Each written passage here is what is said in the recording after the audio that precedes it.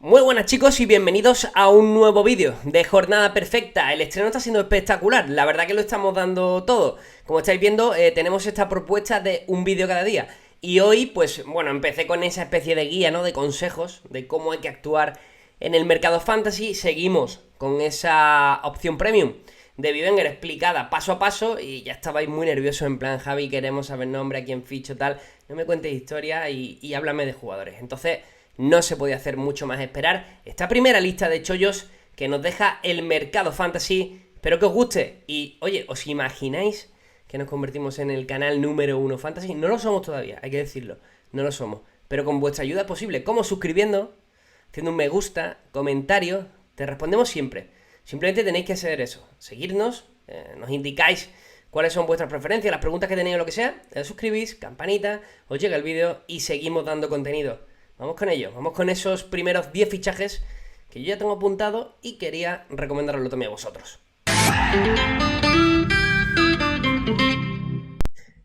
Vale, y empezamos con Marcos André, delantero del Real Valladolid. He elegido una foto de su pasado en el Mirandés esta temporada anterior. Fue uno de los jugadores que más impresionó, también junto a Merkelanz, que este año integra la plantilla de la Real Sociedad. Y Marcos André, que es propiedad ahora del Real Valladolid, un Real Valladolid que ha perdido a Enes Unal, y por esa circunstancia, bueno, pues el delantero brasileño está cogiendo algo de ritmo en los mercados fantasy como un jugador a tener en cuenta, porque viene de hacer una muy buena temporada en segunda división, donde sobrepasó esos 2 dígitos, donde hizo una buena carrera junto a su equipo también en la Copa del Rey. Recordemos que llegaron hasta las semifinales, si no recuerdo mal, sí, hasta las semifinales, y esta temporada empieza desde cero para él en el Valladolid, y con la circunstancia, como hemos dicho, de las bajas de Sandro y de Enes Unal dentro de la delantera del conjunto de Sergio. Así que va a tener una oportunidad. Es un delantero que se está empezando a cotizar de forma interesante en el fantasy y es una apuesta. Veremos a ver si nos sale bien,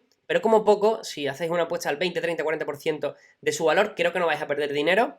Y quién sabe si es Marcos André un jugador que nos puede dar puntos en este inicio de temporada. Seguimos con Miguel Baeza, el nuevo fichaje del Celta, un jugador que pasa a ser propiedad en parte del conjunto vigués, pero perteneciente también al Real Madrid. Es un jugador del Real Madrid Castilla, de hecho es uno de los grandes talentos que posee el club blanco y que se ha decidido, bueno, porque pase una temporada, porque pase un futuro próximo en primera división en las filas del Celta de Vigo. En principio se nos antoja complicado que se pueda hacer con una posición de titular, ya que Miguel Baeza juega en la zona de 3/4 de campo, en esa especie de media punta y también tirado a banda, puede jugar. Sin embargo, bueno, este tipo de jugadores, por su precio, es bajísimo, en los fantasy es muy bajo, puede suponer una sorpresa a largo plazo, ya que yo creo que va a disfrutar de minutos, es una apuesta de futuro para el Celta de Vigo, y todo lo que nos hablan, gente que sigue al Real Madrid Castilla, que ha podido ver partidos del conjunto madridista, del filial madridista, nos hablan maravillas de Miguel Baeza, un jugador que tiene muy buen golpeo,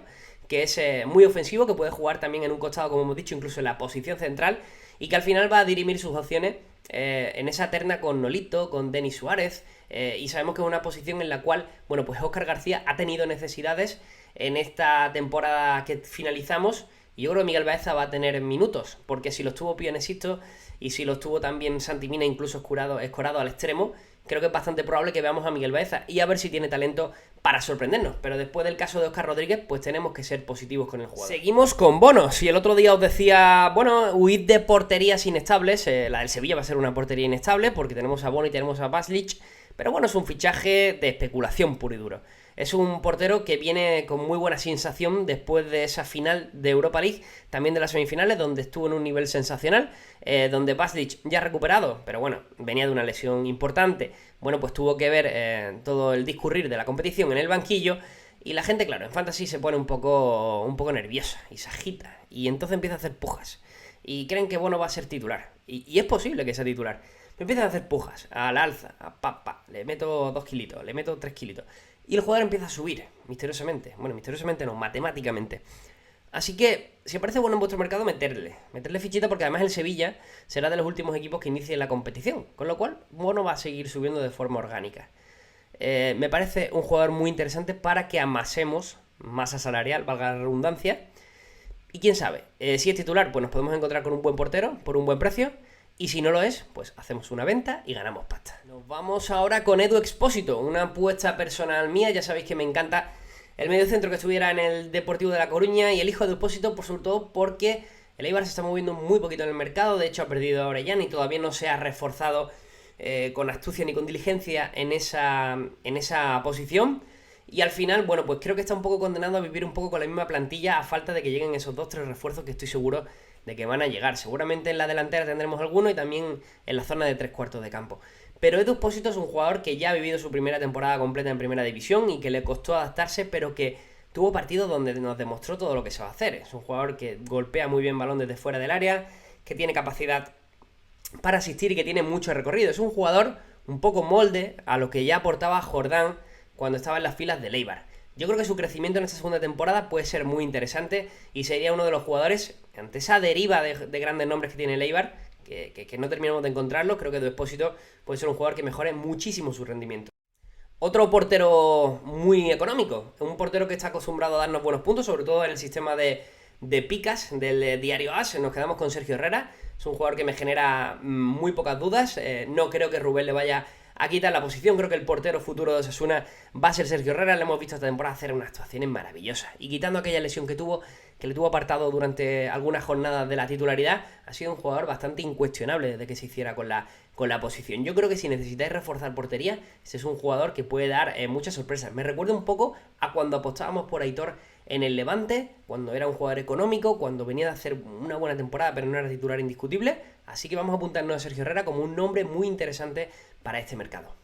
Y nos vamos con el Valencia. Ya sabéis que he sido bastante crítico y lo voy a seguir siendo durante toda la temporada con el conjunto Che. No por el conjunto ni por su afición, que me cae muy simpático, sino por el modelo presidencialista y el modelo deportivo que tienen, que a mí prácticamente no me gusta.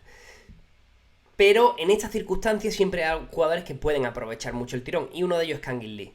Kangin Lee tiene delante de sí dos grandes ejemplos de lo que han sido jugadores de la cantera del Valencia que se han hecho un sitio muy importante en el fútbol de élite. Uno es el de Carlos Soler, que ha bajado un poquito de prestaciones, pero ojito a Carlos Soler esta temporada. Y el otro es Ferran Torres, que ya pertenece a la plantilla del Manchester City. Kangin Lee tiene condiciones para ser un jugador muy llamativo. De hecho, cuando era prácticamente un juvenil, se hablaba tanto de él como de Kubo, de esos dos grandes jugadores asiáticos que tenían que cambiar la perspectiva que tenemos del fútbol de ese continente, porque eran jugadores muy modernos y que estaban acostumbrados a tener un trato de fútbol un poco más europeo, y que podían ser jugadores de élite ya en serio, ya muy en serio, a nivel asiático.